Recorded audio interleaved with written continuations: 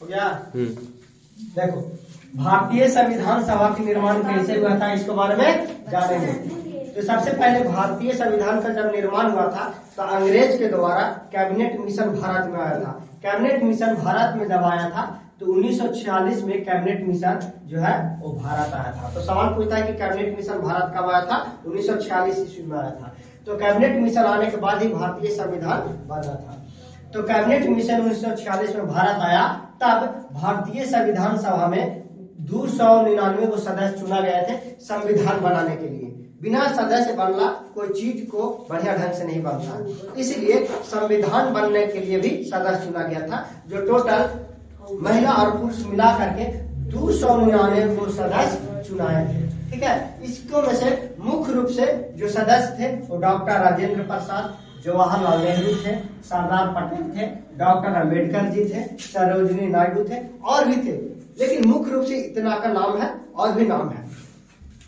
फिर क्या होगा कि संविधान सभा के अस्थायी अध्यक्ष चुनाया। संविधान सभा के अस्थायी मतलब कुछ ही दिन के लिए जो बनाया गया था, तो अस्थायी अध्यक्ष सच्चिदानंद सिन्हा को बनाया गया था। ठीक है, और फिर परमानेंट अस्थायी अध्यक्ष जो बनाया गया था वो डॉक्टर राजेंद्र प्रसाद को बनाया गया था अस्थायी अध्यक्ष। ठीक है, उसके बाद एक प्रारूप समिति की जरूरत था संविधान में। तो प्रारूप समिति के लिए प्रारूप समिति के जो अध्यक्ष बनाया गया वो डॉक्टर भीमराव अम्बेडकर को बनाया गया, और संविधान बनाने का सबसे ज्यादा जिम्मेदार जो दिया गया था वो डॉक्टर भीमराव अम्बेडकर को दिया गया था। ठीक है, फिर क्या हुआ कि संविधान जब ज्यादा बनाने के लिए जिम्मा दिया गया, इसीलिए इनको डॉक्टर भीमराव अम्बेडकर को सब भारतीय संविधान को इनको जनक कहा जाता है, पिता कहा जाता है। भारतीय संविधान को जनक यानी कि पिता किनको कहा जाता है? तो हम लोग बोलते हैं डॉक्टर भीमराव अम्बेडकर को बोलते हैं, है ना। उसके बाद जब संविधान बन गया तो संविधान बनने में हमारा जो था वो वर्ष लग गया कितना? 2 वर्ष 11 महीना 2 वर्ष 11 महीना 18 दिन, इतना टाइम लग गया हमारा संविधान बनने में। ठीक है, बनने में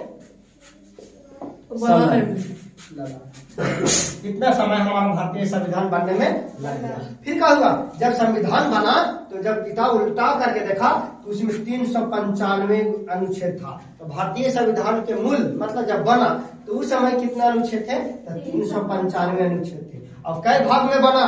तो 22 भाग में बना। कई भाग में? 22 भाग में। और कई अनुसूची था? 8 अनुसूची था। तो भारतीय संविधान में 395 अनुच्छेद, 22 भाग और 8 अनुसूची था। फिर है, लेकिन भारतीय संविधान फिर आगे क्या हुआ कि 26 नवंबर 1949 को क्या हो गया? बन करके तैयार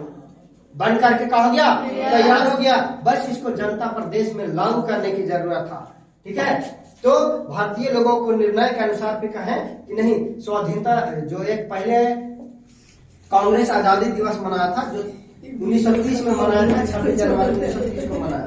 तो सोचा कि नवंबर हो गया तो जनवरी रुकिए जाते हैं, जनवरी में लागू कर देंगे कि हमारा बात भी रह जाएगा कि पहले से जो तारीख एक बार झंडा फहराए थे वही तारीखें भी लागू हो जाएगा। यह सोच करके 26 जनवरी 1950 को भारतीय संविधान को क्या किया गया?